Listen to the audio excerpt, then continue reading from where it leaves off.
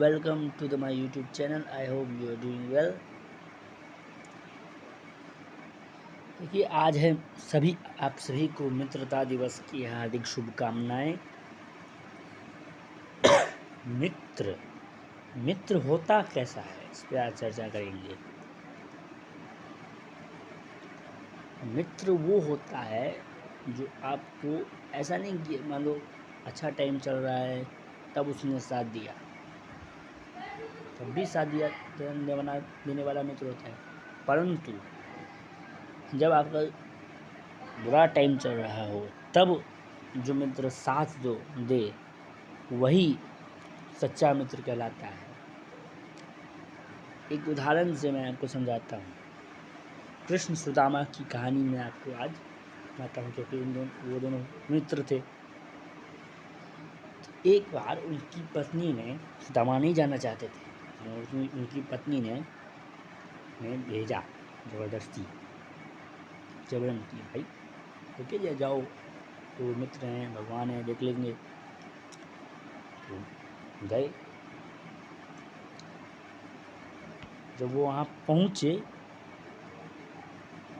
उनकी श्री कृष्ण की प्रजा ने उन्हें पुकारा। तो उन्होंने कहा कि भाई ये पागल ब्राह्मण कहाँ से आ गया। तो वहाँ द्वार पर पहुँचे, तो उन्होंने कहा कि मैं, सैनिक ने पूछा पहले कि आँखें तो नहीं लगते, कि यहाँ से नहीं, मैं दूर से आया हूँ, मैं श्री कृष्ण का मित्र हूँ। तो उसे भी लगा भाई दरिद्र ब्राह्मण द्वारकाधीश का मित्र कैसे हो सकता है। सैनिक भी धुतकारने लगे। वहाँ से आए अक्रूर जी, हाँ सेनापति थे अक्रूर। वो आए, सैनिक ने उन्हें सारी बात बताई, सुदामा जी ने सारी बात बताई। उन्होंने कहा कि जाओ श्री कृष्ण को इनका संदेश सुना दो। तो सैनिक ने कहा कि मैं आता हूँ, आप संदेश में श्री कृष्ण का सुनाता हूँ। श्री कृष्ण का संदेश लेके मैं आता हूँ। गए, इतनी दूर तो है नहीं, इतनी महल भी बहुत बड़ा है। से गए तो उनका जो नकारात्मक वाला मन था, उसने बोला कि भाई मैं नहीं हूँ, कि भाई क्या कर रहे हो, चले जाओ। एक बार उससे पहले भी इसी मन ने उन्हें भटकाने की कोशिश की, लेकिन इस बार भटक नहीं पाए, लेकिन इस बार भटक गए, तब जाने लगे। वहाँ पे द्वार पर गया, ये सारी बात बताई। तो उसने पूछा, उन्हें पता था कि आ गया, उन्होंने जानबूझ के लिया दिखाने के लिए द्वार वाले से पूछा कि नाम क्या है। नाम पहले पूछा कि भाई कौन है तू, एक ब्राह्मण है। कृष्ण ने कहा कि ब्राह्मण होना तो दरिद्र होने की निशानी नहीं है। सारी बात बताई। कहता है कि आपका मित्र, कहता है वो अपने आप को। तो उसने कहा हमारा मित्र, तो जानते थे कि सुदामा आ गया है, लेकिन उसने पूछा कि नाम क्या है। तो नाम जब द्वारपाल ने बताया तो नंगे पांव दौड़े गए और सुदामा को गले लगाया और सब प्रजाजनों को दिखाया लीला। अगर चाहते श्री कृष्ण तो वहीं जहाँ मुरली मनोहर के नाम से उन्हें पहले वहीं पे उन्हें उनसे मित्रता वो कर लेते, लेकिन सबको दिखाना चाहते थे कि श्री कृष्ण मित्रता होती क्या है।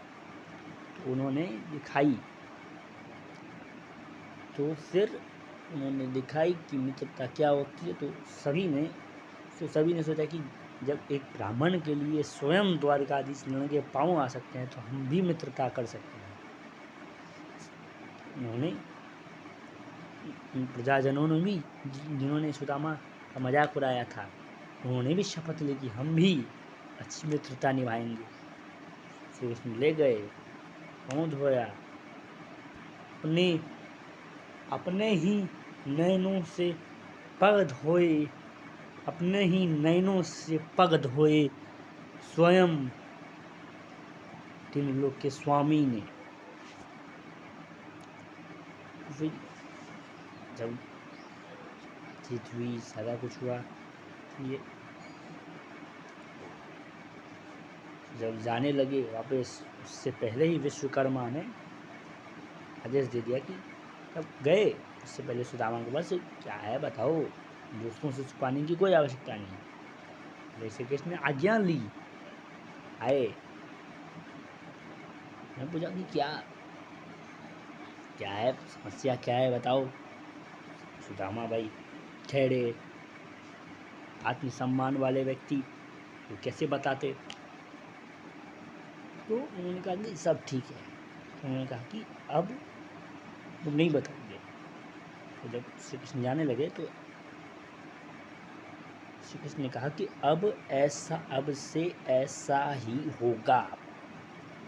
तो जब कृष्ण पहुँचे तो रुक्मिणी जी ने कहा कि आपने उन्होंने सब नहीं बताया, तो आपने ये क्यों कह दिया कि अब से ऐसा ही होगा। तो श्री कृष्ण ने समझाया कि तुम्हें अब से ऐसा ही होगा, मतलब इसके बाद से, सुदामा के घर जाने के बाद से सब कुछ पूरा पूर्ण रूप से परिवर्तन हो जाएगा, क्योंकि उन्होंने एक दाने खुद खाए न खाए श्री कृष्ण को जरूर भोग चढ़ाते थे।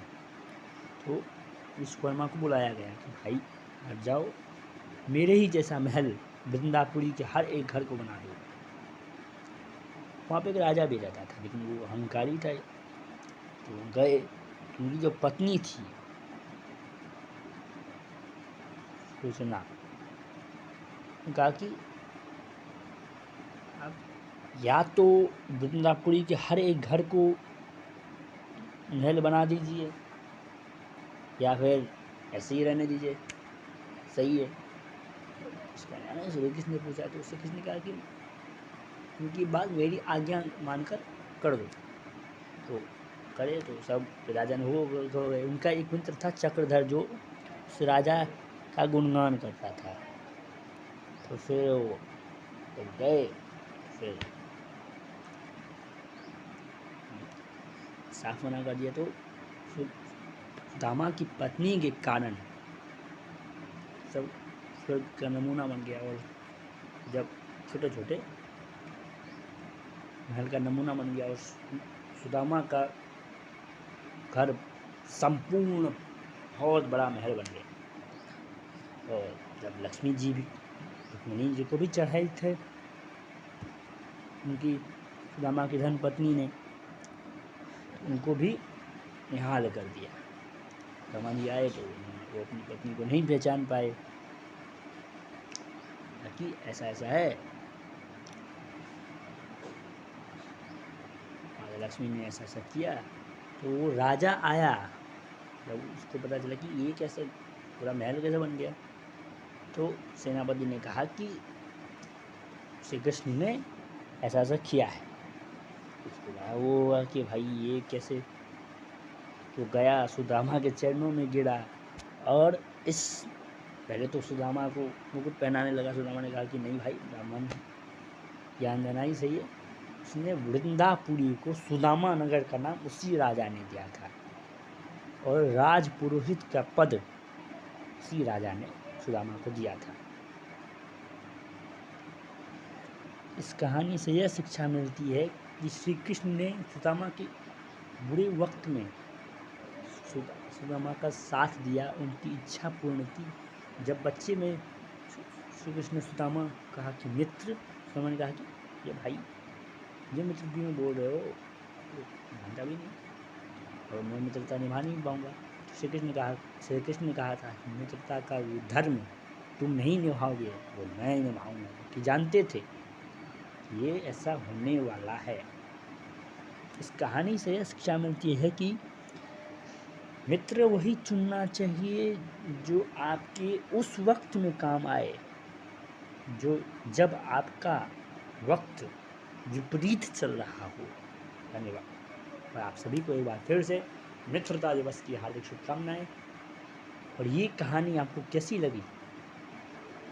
मैंने भी इस कहानी सुनी है, ये कहानी देखी है, लेकिन ये कहानी मैंने जो सुनाई अभी, वो आपको कैसी लगी कमेंट बॉक्स में, यूट्यूब पर मैं डालूंगा अभी, उसको कमेंट बॉक्स में ज़रूर करें।